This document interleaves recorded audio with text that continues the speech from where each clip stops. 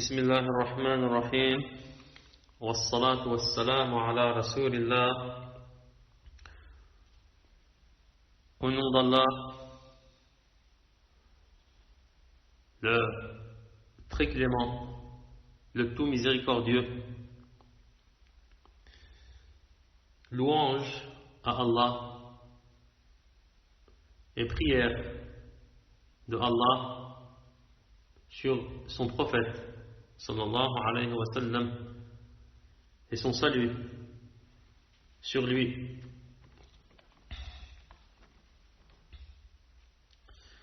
Certes, Allah, exalté soit-il, éprouve ses serviteurs de nombreuses épreuves dans ce bas monde, afin qu'en tirent les doués de clairvoyance, les leçons profitables. Allah subhanahu wa ta'ala éprouve ses serviteurs de nombreuses épreuves. Mais ceci n'est pas en vain. Ceci afin que tirent les doués de clairvoyance de ces épreuves d'ici-bas des leçons qui leur sont profitables. Allah dit, glorifié soit-il, وَظَنُّوا أَنَّهُمْ مَانِعَتُهُمْ حُصُونُهُمْ مِنَ اللَّهِ فأتاهم الله من حيث لم يحتسبوا وقذف في قلوبهم الرعب يخربون بيوتهم بأيديهم وأيدي المؤمنين فاعتبروا يا أولي الأبصار. Allah dit dans ce verset, selon la traduction approximative de ce verset, ils pensaient qu'en vérité leur forteresse les défendrait contre Allah. Mais Allah est venu à eux par où ils ne s'attendaient point et a lancé la peur dans leur cœur. Ensuite Allah dit dans la fin de ce verset, tirez-en une leçon, ô vous qui êtes doués de clairvoyance. Dans ce verset, Allah Azza wa Jal nous cite une épreuve dont a éprouvé quelques gens au temps du prophète sallallahu alayhi wa sallam. Ces gens étaient des juifs. Ils avaient une citadelle. Autour de cette citadelle, une forteresse, un mur, très haut, très puissant, très fort, très solide. Et eux, au milieu de cette citadelle, entourés par ce mur très haut, ils pensaient que cette forteresse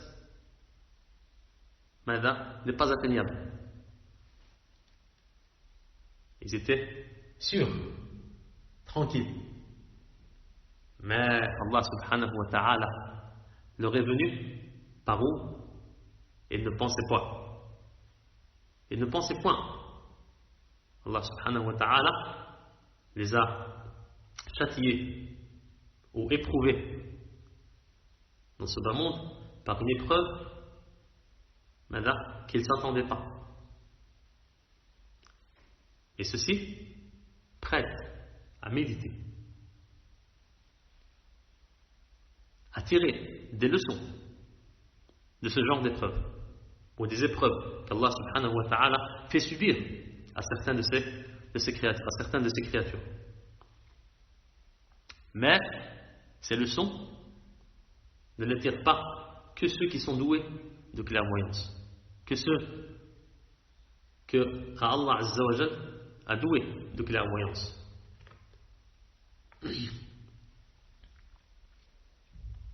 Et de ces leçons à tirer de ces épreuves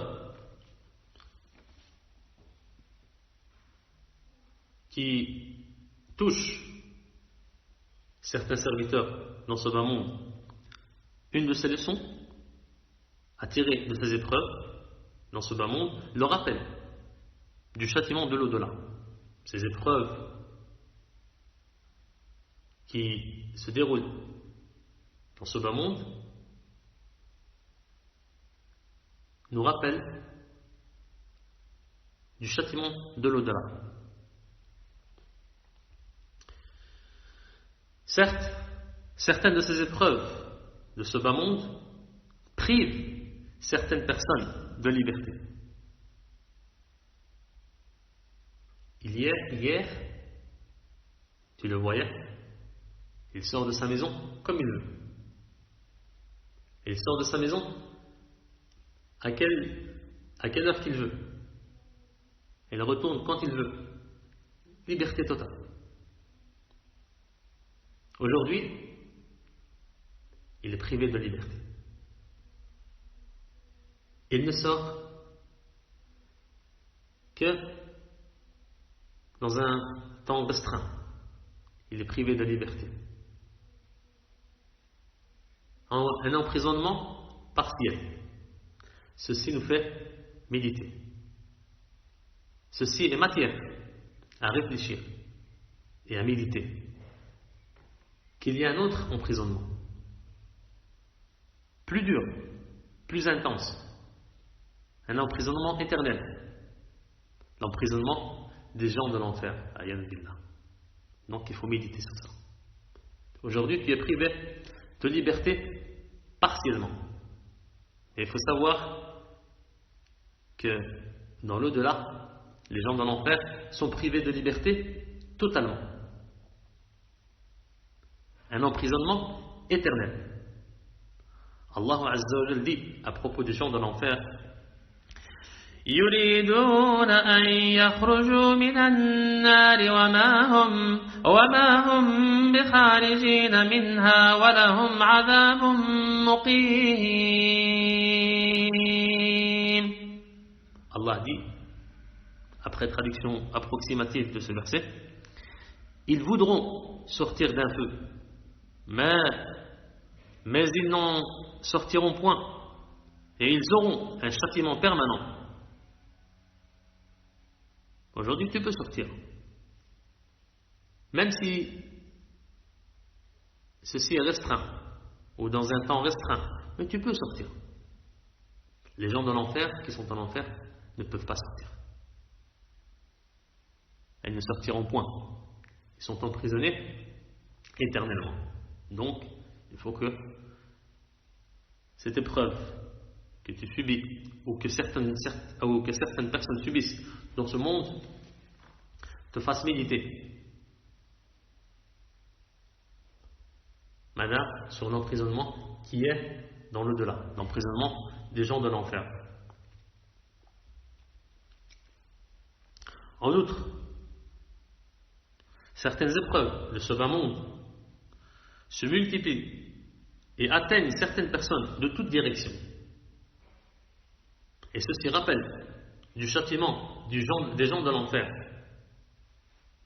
Le châtiment des gens de l'enfer vient de toutes directions. Plus intense,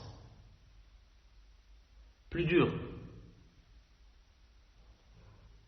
que le châtiment de ce bas monde. Allah dit à propos des gens de l'enfer: من ورائه جهنم ويسقى من ماء صديد يتجرعه ولا يكاد يسيغه ويأتيه الموت من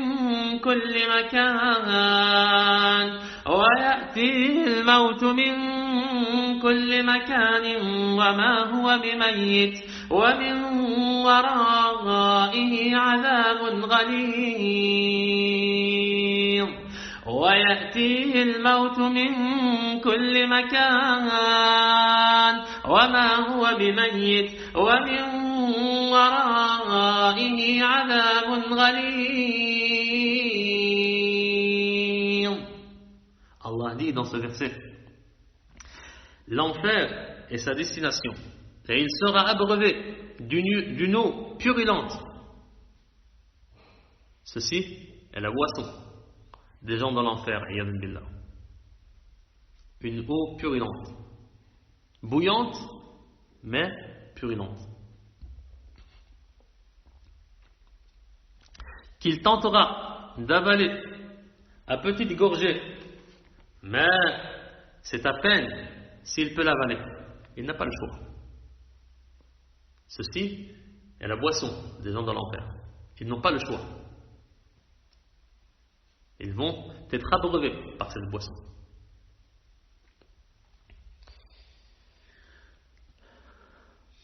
La mort lui viendra de toutes parts, de toutes directions, au-dessus de lui, sous ses pieds, devant lui, derrière lui, à droite, à gauche, de toutes parts. Il est entouré d'un châtiment éternel, iyadun billah.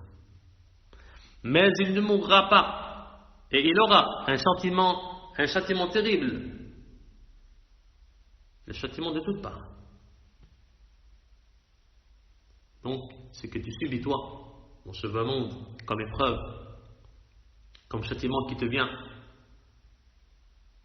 d'ici ou de là, ou à droite, à gauche, devant toi, hein, il faut que ceci te fasse réfléchir qu'il y a un châtiment qui vient de toute direction, le châtiment des gens de l'enfer, a'yadun billah. Aussi, certaines épreuves qu'Allah tabaraka wa ta'ala fait subir à ses serviteurs dans ce bas monde procurent chez certaines personnes des douleurs infernales qui engendrent par conséquence des cris et hurlements qui assourdissent les oreilles. Ils crient de toutes ses forces. Pourquoi? La douleur est terrible, douleur insoutenable. Ceci nous fait réfléchir quoi? Aux gens de l'enfer qui hurlent, qui poussent des cris de toute leur force. À cause de quoi? Des douleurs qu'ils subissent. Allah tabaraka wa ta'ala dit à propos des gens de l'enfer: وهم يصطرخون فيها ربنا أخرجنا نعمل صالحا غير الذي كنا نعمل وهم يصطرخون فيها ربنا أخرجنا نعمل صالحا غير الذي كنا نعمل. Allah dit, selon la traduction approximative de ce verset, et là dans l'enfer, a'yadun billah, et là, ils hurleront: Seigneur, fais-nous sortir de ce châtiment insoutenable. Nous ne pouvons patienter. Ils hurlent et ils posent des cris de toute leur force. Mais c'est fini. Seigneur, fais-nous sortir. Nous ferons le bien. C'est fini. Celui qui est mort est mort. Il ne revient pas à la vie d'ici-bas pour faire des bonnes actions. Les bonnes actions, il faut les faire pendant que tu es vivant. Après la mort, c'est fini. Tu ne trouveras après la mort que ce que tu as fait dans cette vie d'ici-bas. Seigneur, fais-nous sortir, nous ferons le bien, contrairement à ce que nous faisions. C'est fini. Et il crie à cause des douleurs qu'ils subissent, des douleurs insoutenables, impensables. Certes, certaines de ces épreuves de ce bas monde peuvent engendrer un désespoir qui semble immense au regard de certaines personnes. Il y a certains gens ou certaines personnes qui sont éprouvées dans ce bas monde et qui désespèrent à cause de cette épreuve. Ou peut-être certaines de ces personnes, mais là, se suicident cause de quoi? Du désespoir. Ceci nous fait réfléchir ou nous fait penser, nous fait rappeler du désespoir des gens de l'enfer. Un désespoir éternel, immense.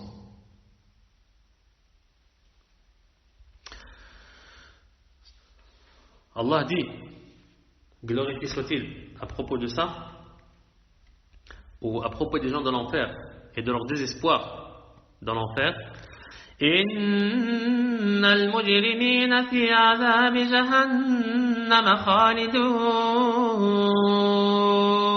la yufattaru anhum wa hum fihi mublisun la yufattaru anhum wa hum fihi mublisun. Allah dit, selon la traduction approximative de ce verset, quant aux criminels, ils demeureront dans le châtiment de l'enfer qui ne sera jamais interrompu. Pour eux, sans interruption, pour les gens de l'enfer. Et où ils seront en désespoir, un désespoir éternel. Il n'a pas de fin. Donc, ce que tu éprouves dans ce bas monde, comme désespoir, doit te faire rappeler. Si tu es doté de raison et de clairvoyance, te faire rappeler du désespoir des gens de l'enfer.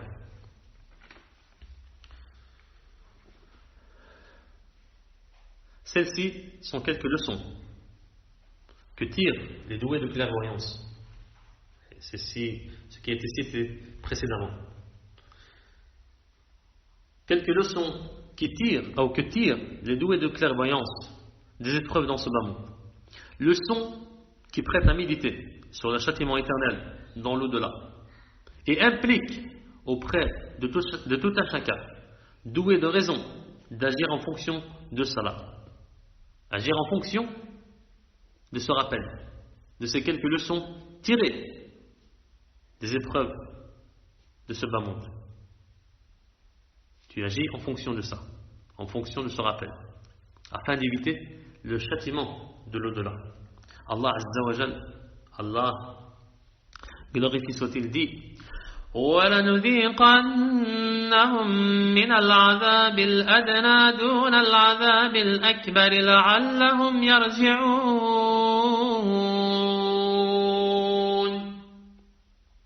Allah dit dans ce verset, nous leur ferons certainement goûter au châtiment ici-bas, avant le grand châtiment, afin qu'ils retournent vers le chemin droit. Donc Allah Azza wa Jal te fait goûter un châtiment dans ce bas monde, un châtiment petit,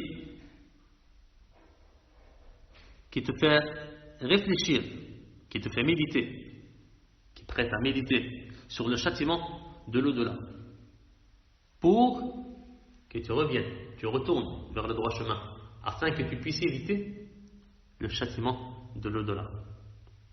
Et de toute évidence, le retour vers le chemin ne se peut, ou le retour vers le chemin droit, ne se peut que par le biais d'un repentir sincère auprès d'Allah et son adoration exclusive, exalté soit-il. Et sans cela, sans repentir essentiel, sans repentir sincère et retournement à Allah Azza wa Jal, à l'adoration d'Allah Azza wa Jal, il faut sache que le châtiment à venir est plus éprouvant. Allah glorifié soit-il dit وَلَقَدْ أَخَذْنَاهُمْ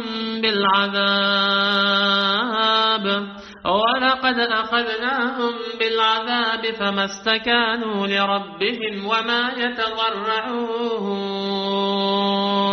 حَتَّى إِذَا فَتَحْنَا عَلَيْهِمْ بَابًا ذَا عَذَابٍ شَدِيدٍ إِذَا هُمْ فِيهِ مُبْلِسُونَ. Allah dit, après traduction approximative de ce verset, nous les avons certes saisis du châtiment, mais ils ne se sont pas soumis à leur Seigneur, de même qu'ils ne le supplient point, jusqu'au jour où nous ouvrirons sur eux une porte au dur châtiment. Et voilà qu'ils s'en seront désespérés.